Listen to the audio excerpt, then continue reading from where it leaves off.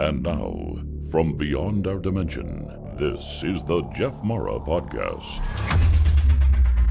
Here's Jeff. My guest is Venus-Val TOWER, retired U.S. Army soldier that was trained in combat EMT.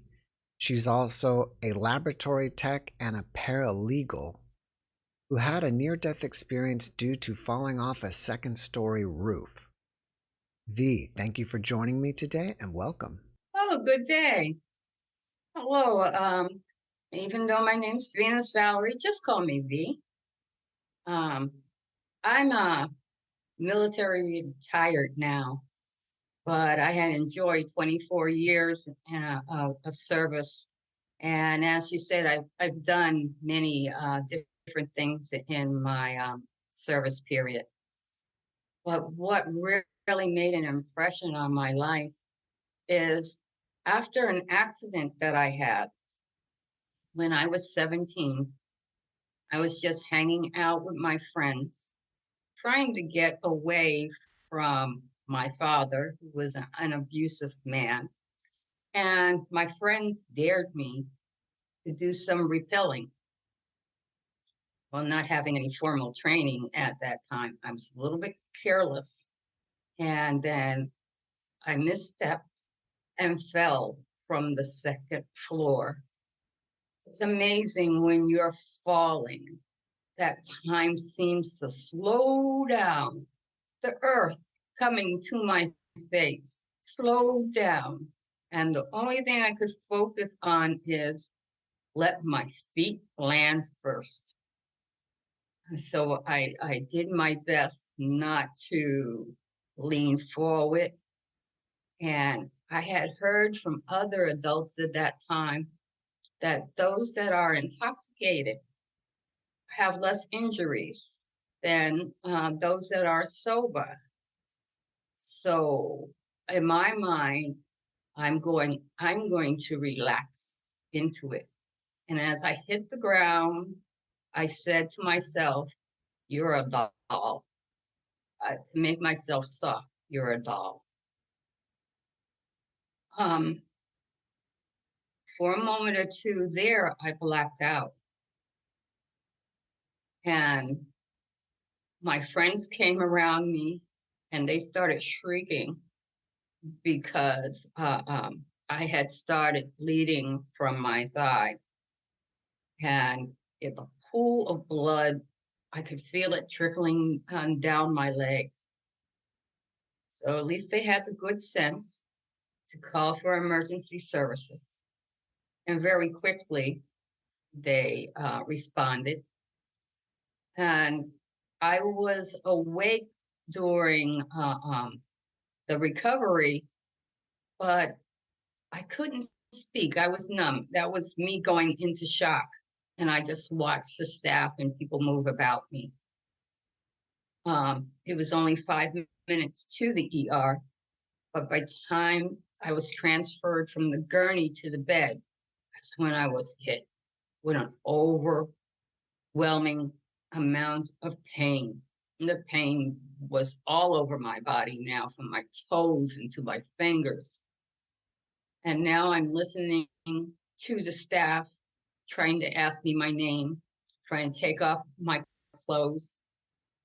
And at that moment, I realized, yes, you're in a hospital. And I'm in panic because my father's going to freak out when he has to pay this hospital bill. So another moment or two, while wires and pressures are being done and fluids being introduced, and I stopped focusing on the pain of my body, but the pain of my father's response when he got there. Because in the past, he has physically beaten me. So I'm going like, I don't know what is worse, this pain or my father's response. And then the room I started to get tunnel vision where the sides get dark and you only see the center. But I'm still in pain, and the tunnel vision gets down to about the size of a straw, and now it's dark. I could feel my chest rising. So I think I'm still breathing. And then in the next moment, the the tunnel vision opens up and it's expanding. But now my point of view is different. Now I'm looking down at the bed. I'm looking down at the staff. And in this tunnel around me, I notice there's no noise. Noise is gone. And I go, there's no pain. I don't feel the physical pain. And a strange sensation gets my attention. There's a warmth that starts rising from my toes, up my leg. And the only thing I could perceive, it's like I'm coming into a mist. And the mist comes up my body and over my face. And it is warm and it is comfortable. And I'm not in pain. And I'm getting so excited. And gee, this feels almost as better than a stool. As I'm looking up, what is happening here? Don't understand this. And I'm just enjoying this moment. And I'm feeling, I'm feeling hugged. I don't know what I'm being hugged by. The mist, I'm feeling hugged. And it's still in a great, overwhelming silence. And then I perceive somehow that it's going to be all right. This is going to be better. And I'm going like this to myself, it's better already. And I'm focusing on this response and the sensation of warmth. And I really, at that moment, I can say after a moment or two, it felt like love. And I'm enjoying this. And I go to myself, gee, I hope I can stay here forever. And I said, but poor V down there. And I look down. And as I look down and focus on body, and my attention took me back to the body. And in a very quick movement, my consciousness is now back in my body. And just as I arrive, it's at the same moment that the doctor's doing a precordial thump to get my heart started again.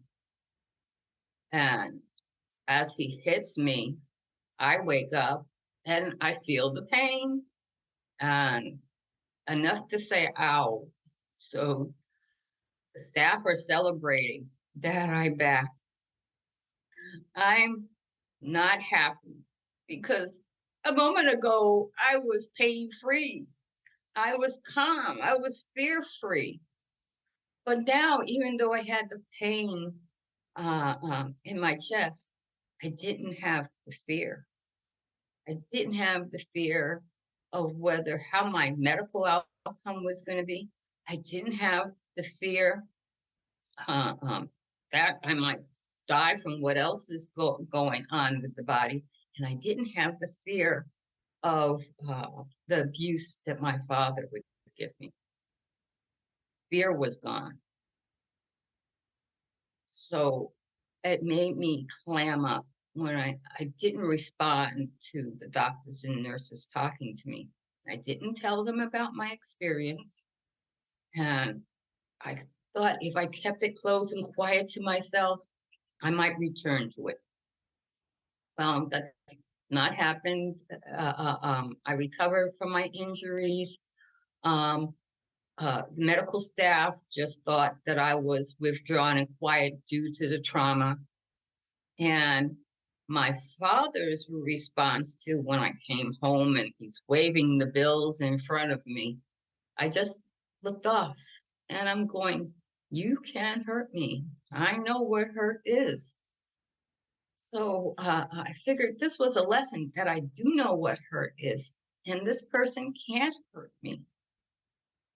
So because he didn't enlist the fear response, I guess he had for me and other times in my life, it was no fun. So he left me alone. He might argue at me, but he wouldn't be physical. Other responses that I had, I got feedback from other people around me saying, it wasn't that I was challenging to do things, but I had no fear of response. If I had to drive through traffic and other people in the car were saying, oh, these people are crazy. You got to drive tight, and going like, no, I have no fear. Whatever it is, if you just drive conservatively or you move conservatively, things will go well. Now, how I ended up in the Army, now my father grabbed me. I had been graduated high school a week. And he says, I want you to go somewhere with me. Well, it wasn't I want, it was you're going. I went, he took me down to the Army recruiting. And he says, this is the best thing for you in the future. So he had me enlist in the Army. And I did that because I realized, gee, this is a way that I can get away from home, have fun, see the world. And then the question is, well, what do you want to do as a career? And because I didn't have that fear and stress of life, I said, I somehow want to share this. And the only way that I saw I could do that was going into the medical field. So being a medic and being out in the field, some people will worry, let's say airborne, they over worried that they would fall, that in their jump, they would injure their knee, their ankle, which was quite common. But part of it was their mindset and being stressed out about the fall. And I shared my experience that I was not stressed out in the fall, that gravity wouldn't harm me if I was relaxed. And in saying that, people say, well, have you meditated? And that's when, after I became a medic, I would meditate.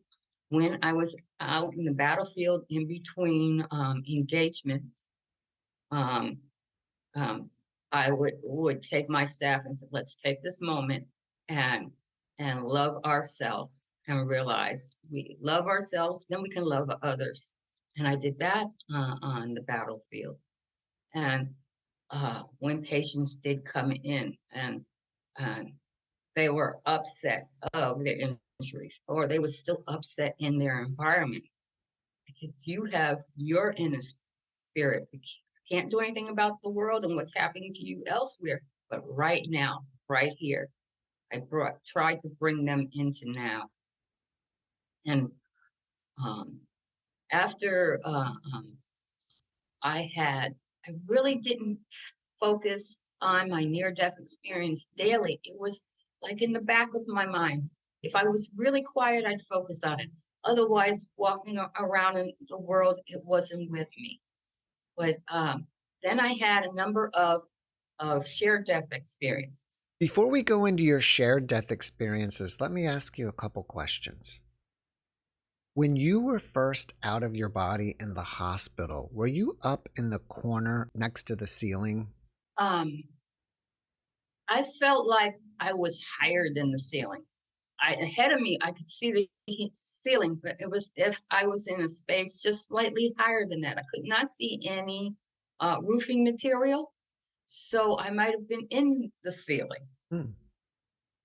But it didn't move around the room. I just stood on one perspective. That would have been my my right upper, looking down.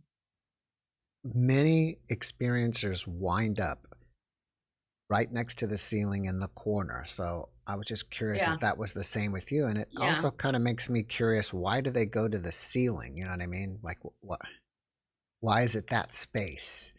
But you took it one step above it and went right up into the ceiling, it appears. But there have been people saying that they've seen from behind walls or behind doors.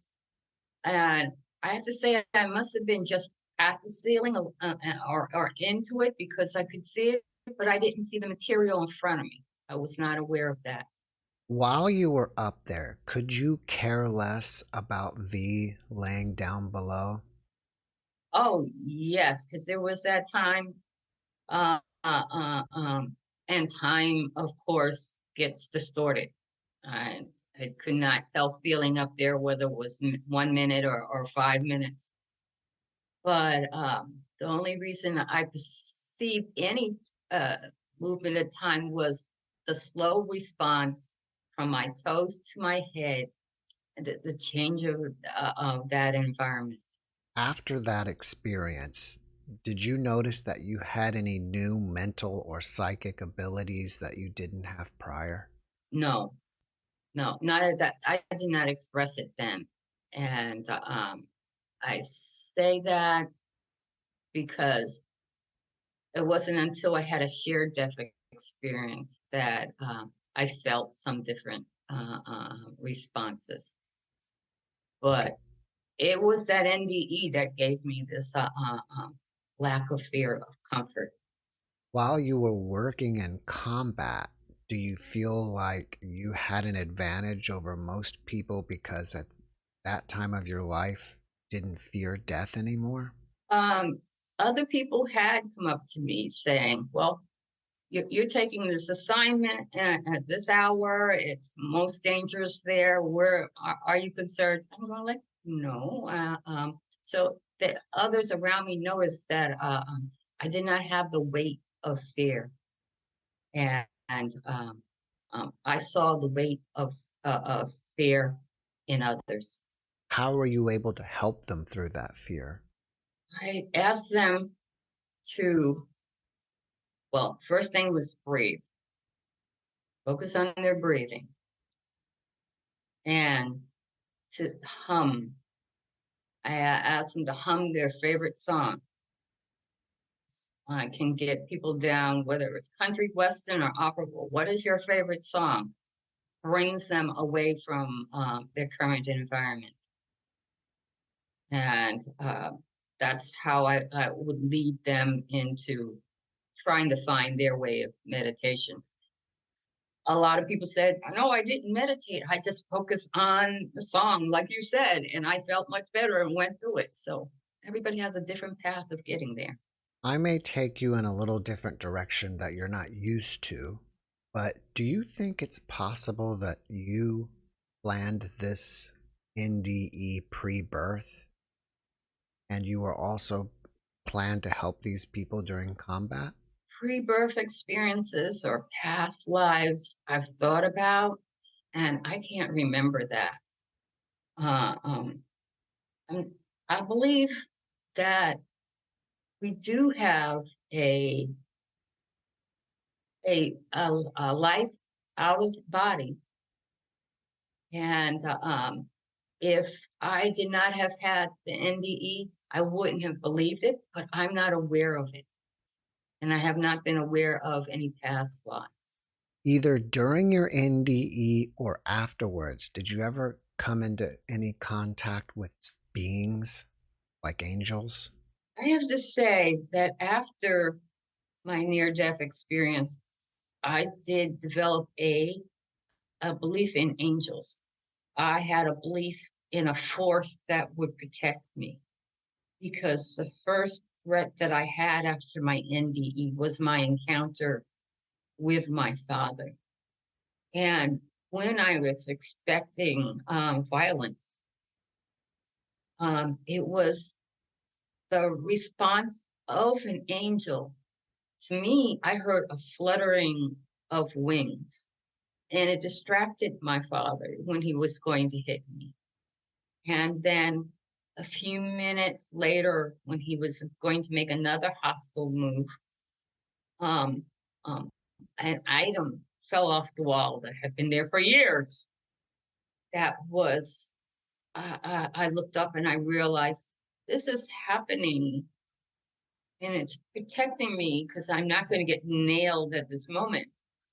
And then is 3 times that day, when my father was going to make a hostile move in front of me. Another time, it was as if another entity brushed a cup right off the table, and we're both looking at it. It's not us, and it distracted us from that moment of violence. And I was, after that point, I embraced. I said, "You must be an angel because you saved me. I really thought I was going to get hurt at this moment." And after that day, I keep talking to angels. And my definite angel is my car parking angel. And I can count on my car parking angel. If I'm going somewhere and it's going to be congested and I might not find a spot, if I talk to my angel for a few minutes before, something will open up as I get there. If I'm in a big rush and I don't talk to my angel, I won't find a spot. I'll be going around and around. Um, there are other times that I know my angel is around. My angel is around all the time, and I try to talk to her. And little things like sometimes I'll go out the house and I realize I don't have my phone. And now I have to go back and retrieve the phone. And now the phone's right in the middle of the floor. How did it get there? And I realized, Angel, you're guiding me. These are little signs. And that's another thing that keeps me going. I do a lot of driving cross country by myself. And if I listen to my angel, I talk to my angel. My angel's never really vocally or shown a physical form, but manipulated matter around me. That's what my angel has done. So that's a little disturbing because, we think we have privacy. Nope, our angel's right there watching us. So maybe that's a good thought to keep me from getting into mischief. Because if I'm thinking about mischief, my angel's there to see that. So I remember that. And I would ask people, talk to your angel. It's going to take a while if you haven't done that before. What's it going to hurt? But if you take a moment and be silent, your angel will help you focus on what's best for you at the moment. All right, well, let's move forward to your shared death experience. My shared death experience was from an individual I'd gotten engaged to. And he was 10 years older than me. So I'm in my 20s. He's in his 30s. Unfortunately, this young man got diagnosed with testicular cancer. But because of his age, doctors say he's probably going to make a recovery. He's going to live a lot longer. Let's just go into a medical medication regimen, and he should respond. Well, unfortunately, he had an allergic response to his medication. And I was with him at the hospital, and I'm telling the staff, this guy's vitals are not looking right. He's going sour. What's going on? And as I am getting nurses and doctors to respond, my boyfriend takes my hand and says, "I'm not supposed to be here." And I said, maybe you're not. I said, if it feels good to you, maybe you're not. And I told him I loved him. I told him other people loved him. So take a deep breath, relax, and we'll see what's going to go on. And he did. And holding his hand, it went from cool, normal temperature. Then it got very, very hot. The muscle in the hand was weak, but this heat radiated out of him. It radiated out of him.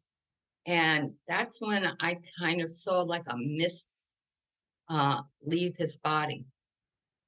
And at the same moment, I was feeling this heat in my hand. And I said, well, this is your time to go or to experience. I'll be here. And then medical staff rushed in the room and tried doing CPR, but he was gone. And I was aware that he was going. And for that moment, he even knew he was going. So I called that a shared experience. That's the first time that I've ever had someone recount that a person's hand got hot at the moment that they left. What do you think caused that? Medically, don't have an explanation for it. The human body will have spasms as they start losing control, as the nerves misfire. And that is the closest answer that I've gotten from medical staff about this heat and that I felt in his hand. But what they couldn't answer, and I didn't ask them, was what was this mist that was the body was discharging at that time. Because I knew what it was, so I didn't bother to ask that. So how did his passing affect you? Well, I grieved. I missed him. I was beginning to plan a life with him. He had proposed to me. But it was me trying to figure out what to do going on because I knew he was in a better place. I knew that he wasn't in pain because when I related to my near-death experience, I was out of pain. And that's what I wish for any loved one, not to be in pain. But that wasn't the only near-death experience I had. 5 years later, another gentleman had proposed to me. He proposed to me early, but I held off a couple more years because of what previously happened. Well, so not so lucky. We're about to go away to Las Vegas to do a quick wedding chapel wedding there from New York, and we had some cocktails and went to sleep. And I woke up in the middle of the night and went to the bathroom. And when I came back to bed, I realized this person isn't moving. And then I took his pulse and realized it was barely there. So I called 911.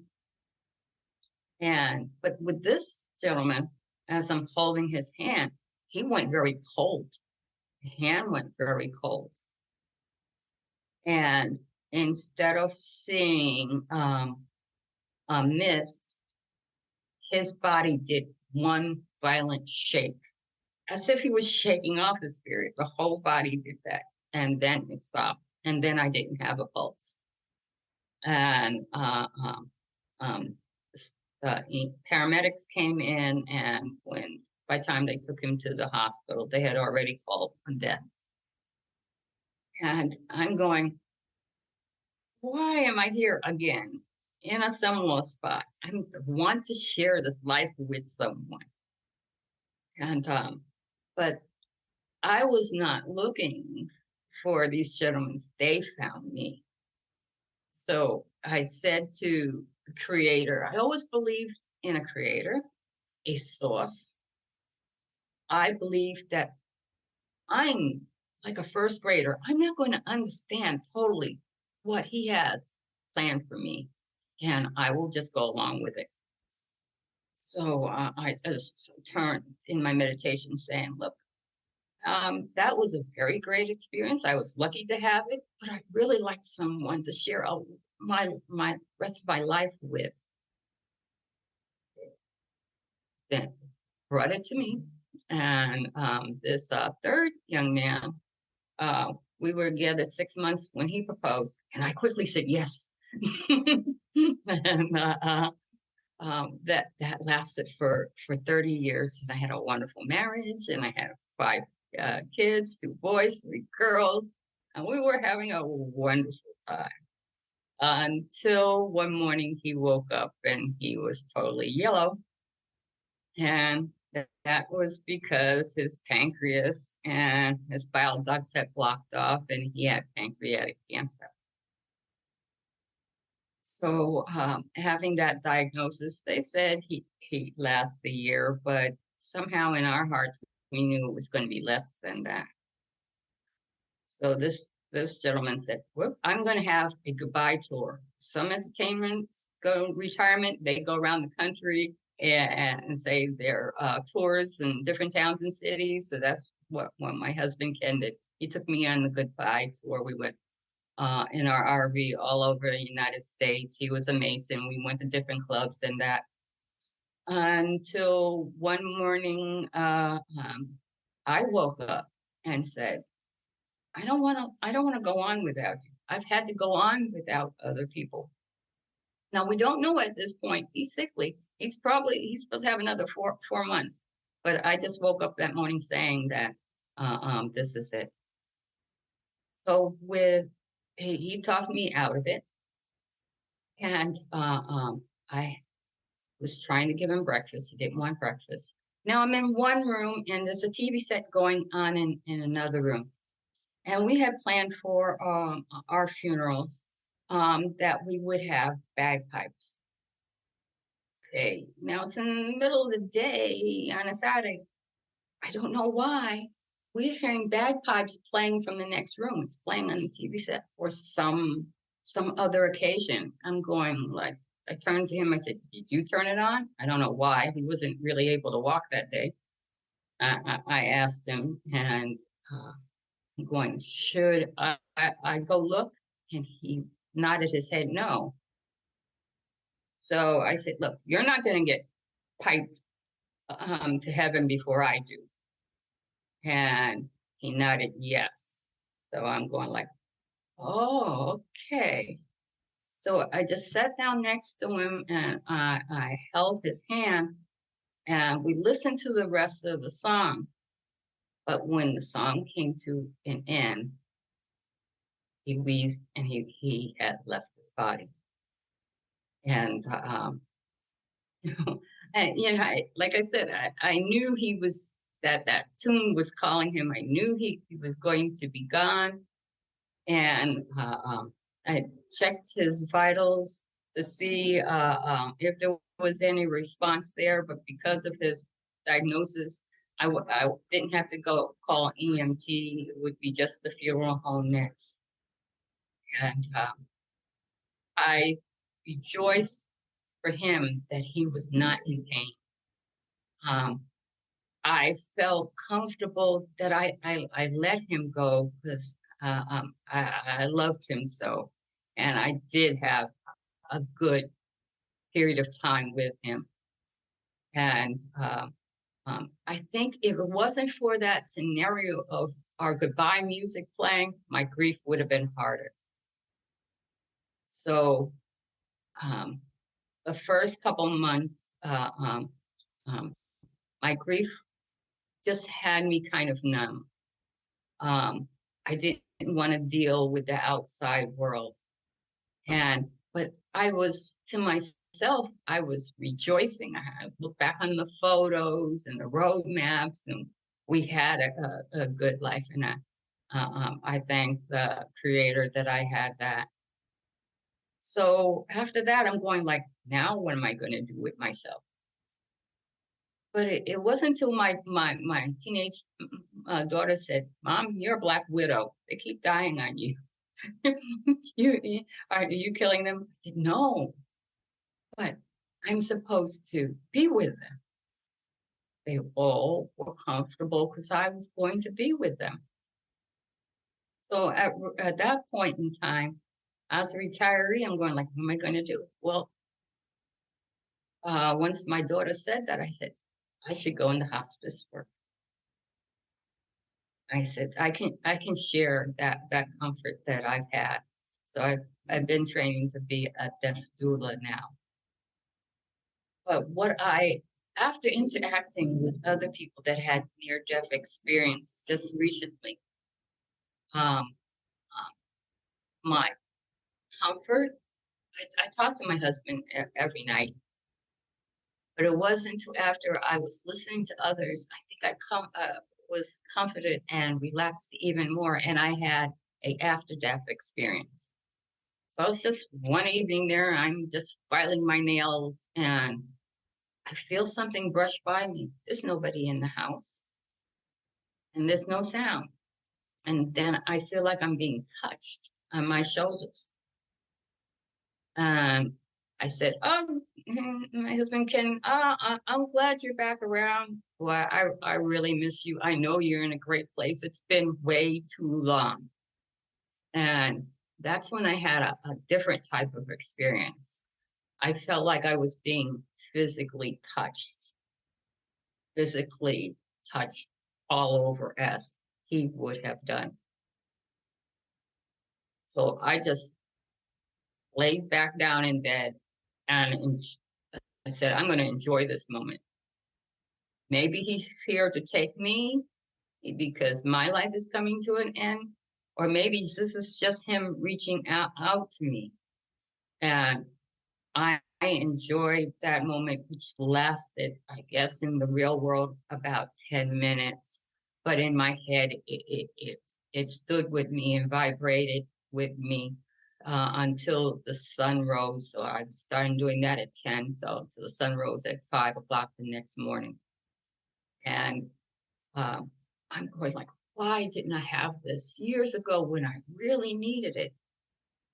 And I've learned that my vibrations was too tense. I was still breathing a little too hard. Now I had gotten very comfortable with it. 10 years after his passing, had gotten used to still, reaching out and communicating and celebrating. I think I had gotten to that point in my life. And that's when he was able to reach out. And I really call that an after death experience. Thank you for sharing those experiences with us. You are a strong woman, in my opinion, to be able to go through those experiences 3 times in a row. My strength is because I learned that I wanted to be of service. I learned that I wanted to love. I learned I wanted to share kindness. And my strength comes in because I believe in a source. And I so enjoy right now, my strength is from watching quantum science, trying to figure out where the Big Bang came from, getting closer and closer and closer. And I said, yes, we are the scientists, our children, and they're going to figure out resources. That's where my strength is. Because at this point, I've learned nothing in the physical body can hurt me. In knowing that there's love on the other side, that's not going to hurt my mind and my emotion. And as I see other people or my children around me, I said, don't spend too much time being sad because we don't have too much time. And it's that attitude that gives me strength. I find it fascinating that twice these men understood it was time to go and they were leaving. I had shared my thoughts and experiences when I met them, and that's kind of what made us a couple. And in saying, I don't have a fear of death. How do you feel about it? And I was drawn to individuals Three of them were, yeah, they were all service people. They had known the fear of death from combat, and it made them relish and enjoy what time they had in their life outside of that even more. Are you currently working as a death doula? Yeah, I'm volunteering as a death doula. I do that for veterans here in Key West. And then the other half of my day, I'm working as a belly dancer. And then I go back 6 months to Massachusetts. That's where my grandchildren are at. And I'll stay and I'll support them. And then part of the time I'll work as a death doula. Do You you, know, no one should die alone. right. How do you advise people facing death? First thing, which is the hardest, is to forgive yourself. You've made a mistake. Everybody's made a mistake.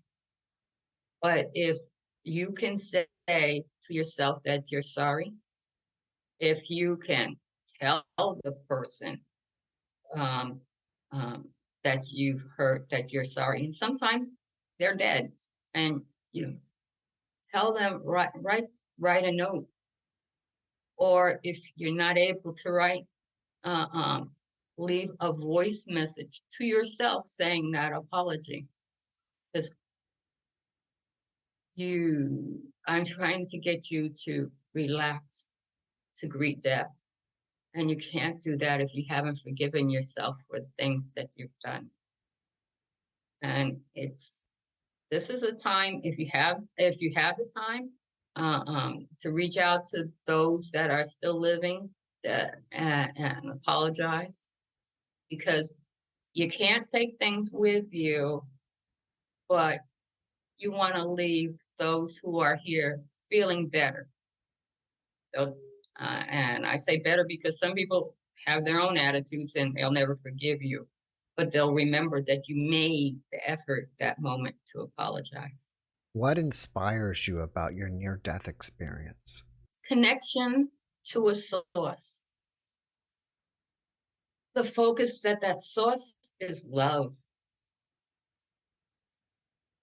And that love is better than an orgasm. And I have a feeling that when my life is over, yeah, that I'm going to go back to that love. I'm going to go back to a love that better than I've had in this lifetime. That's what I'm looking forward to. So earlier I asked you if you had any abilities after your NDE, and you said that you didn't, but you Yes, said you did after your shared death. Can you tell me about that? Yes, what I perceived is that my abilities change in sensation to being comfortable with those that are dying and those who are sick. I can't see the future, but I did have this sensation of when my loved one's near me. I just recently had an experience where my mother-in-law, well, my daughter's mother-in-law, she passed away. And just before her funeral, she took me back to her hometown in Portugal. I had never been, and brought a scene to me, and then I could share it with her children. And I explained the place and how she was dressed, and that was a vision. So that's a little gift. And I think the gift that stays with me now is the ability to be with others who are dying and help them feel comfortable before they go over. Has the memory of your NDE faded over time? It kind of got quiet the first 10 years before I had a shared death. And then it's like I could see the whole thing clearly. And it has been stayed clear and focused ever since then. After my first fiance died. And today it's very clear as I'm in almost 70, and that happened when I was 17. After watching this podcast, people may want to reach out to you and ask you questions. Are you up for that? Yes. And right now, the best ways to reach me is through Facebook, Venus-Val TOWER at Facebook. And then after my email address, I'll leave with you to put in the box, which is tower369@hotmail.com. And I'd be happy to respond. Well, before we finish up, can you leave us with one last positive message? I would ask, please try to love yourself. Be kind to yourself. And share a little kindness to others. It does ripple out. And I'll tell you, there is love out there. It's not perfect, but your kindness can make a difference. That's what I share to all my friends. V, thank you for that message, and thank you for being my guest. It's my pleasure. So good to talk to you. Likewise. Thanks for watching the JeffMara podcast. I really appreciate you. Another way to show support is through YouTube memberships. And if you do, there are loyalty badges and other perks depending on your level of membership. All you need to do is click the join button underneath the video to find out more. Thank you for your support.